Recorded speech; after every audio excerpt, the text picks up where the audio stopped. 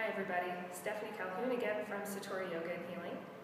I'd like to start with today's video message as the first in a series of upcoming videos to be offering you a variety of tips for how to keep your best health and your best state of balance through Ayurveda.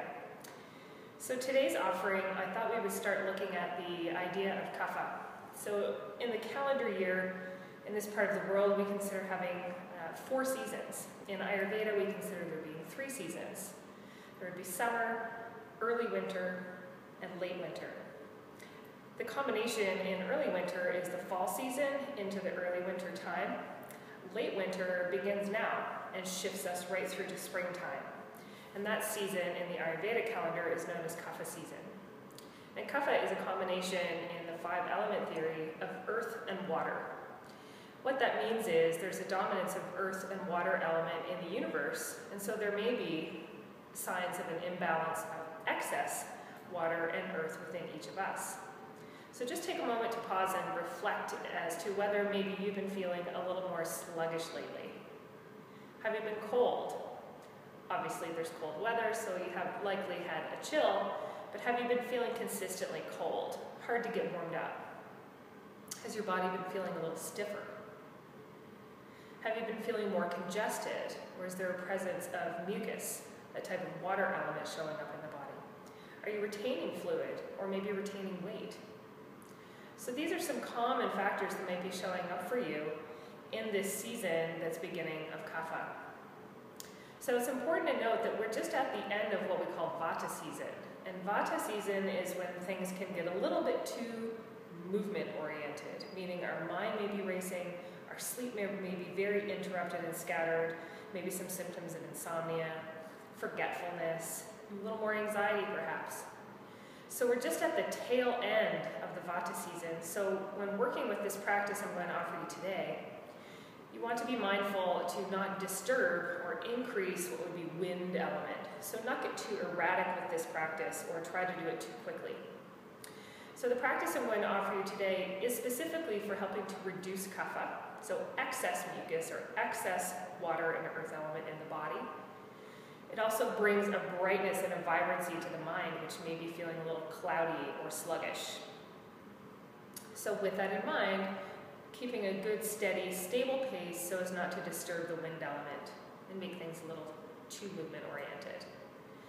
So the practice I'm going to offer today is called Kapalabhati.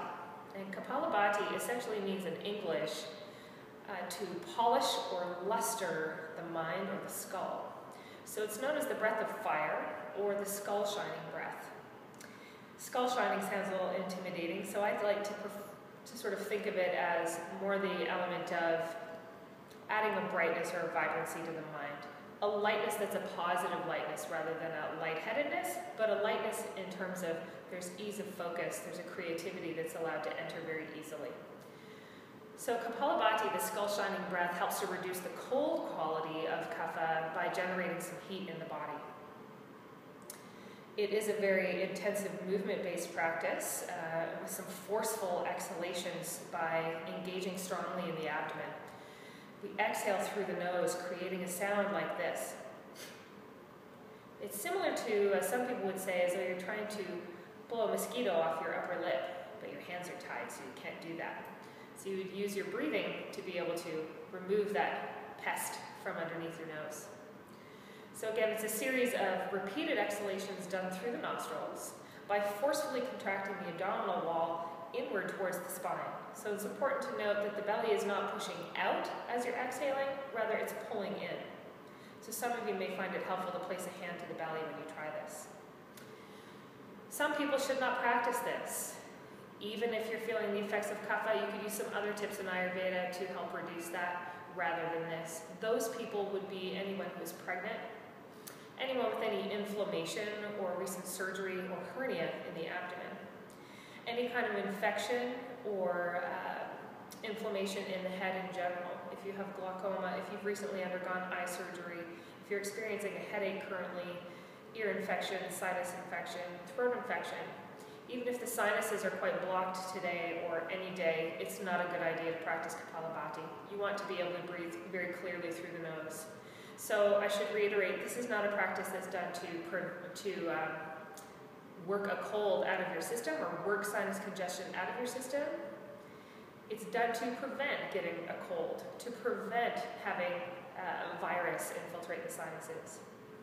So if you have any of those conditions, simply observe and don't take part. Wait for your symptoms to clear up, and when it's more appropriate, then feel free to join us in this practice. Just to note, those of you who maybe have a herniated disc in the lumbar spine or the cervical spine, so low back or neck, you may find this irritating. If you do, please stop. You don't want to exacerbate your symptoms of your disc issues. So if it's safe for you to practice this, feel free to join me.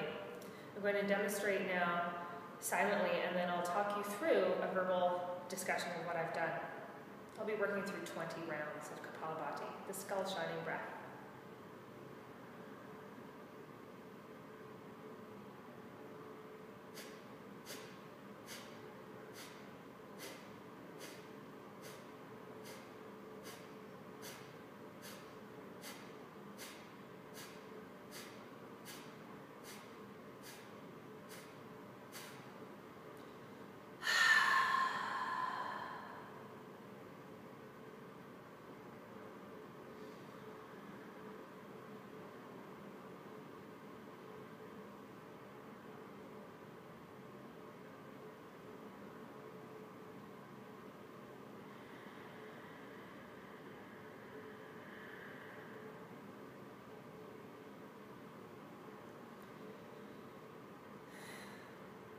So what I've done is begun with focusing on my natural breathing rhythm. And then you start with the first exhalation by pulling the abdomen in strongly towards the spine. Again, a moderate strength, so it's not exacerbating. We exhale through the nose, and we repeat this 20 times. The action of letting the belly release allows the inhalation to come. So you don't need to think about when do I breathe in, just relax that contraction. The breath gets pulled in by the force of the diaphragm drawing up. Or drawing down, rather. So with those 20 repetitions, at the end of the 20, you take another inhalation, then you fold forward and exhale through the mouth. Press into the legs and roll up through the spine. You hold the breath in at the top, hold filling up to about 2/3 of your capacity. Pause there with the throat soft and open, the shoulders soft. When you feel that first urge to exhale, breathe out naturally and take a few breaths in a natural rhythm. You can repeat this practice for up to 3 rounds of 20 if you like. Also excellent for helping to tone the abdominal muscles, as you'll feel shortly. So won't you join me in another round of 20?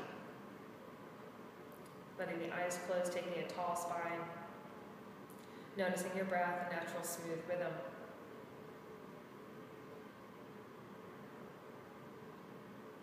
When you're ready, begin with your first exhalation through the nose, forcefully pulling the belly back towards the spine.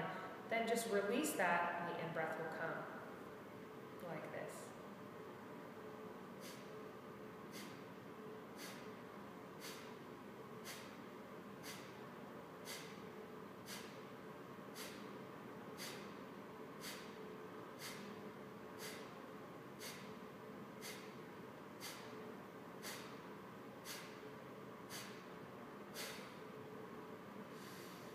Inhaling, exhale through the mouth, fold forward. Briefly hold the breath out. Press into the hands, you roll up the spine back to a tall seated position. Inhale to 2/3 your capacity. Pause at the top of that inhalation. Shoulders soft, throat stays open. Notice the luster in the mind, the lightness, the clarity. When that urge to exhale arises, breathe out naturally. Come back to your natural breath rhythm.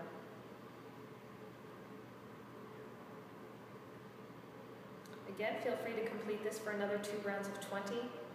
Enjoy this pranayama practice as part of your morning routine, perhaps as part of your daily yoga practice itself. If you arrive to the yoga class a little bit early and you're not sure if the instructor is going to guide you through Kapalabhati today, feel free to take upon this practice for yourself.